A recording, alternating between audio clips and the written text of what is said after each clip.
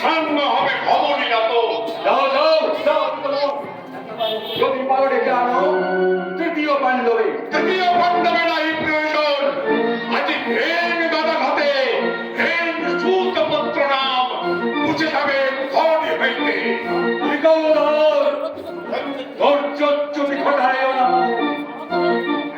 আমি জানি তোমার দেবিয়া অন্তরে অন্তঃস্থল ব্যাধেও উঠেছে উতলিয়া, তাই কর্তব্যবোধে ভূমিলাম অধ্যক্ষ তোমার। আঘাত করে তোর অযাচিত স্নেহে ধরস্ত্র নদীকে নিরস্ত্র মুশিক শ্রম বিনাশী করে। শান্ত হও বাবা। রেখেছিল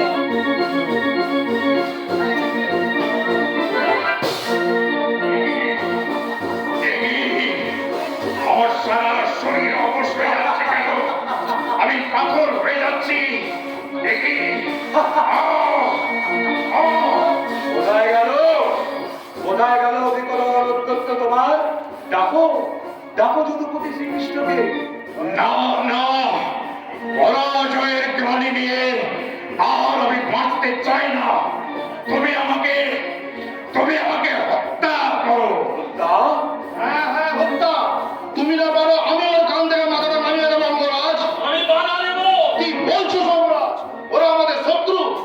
শত্রু হলো ভীমসেনকে হত্যা করার অধিকার তোমার নেই দুঃসফল।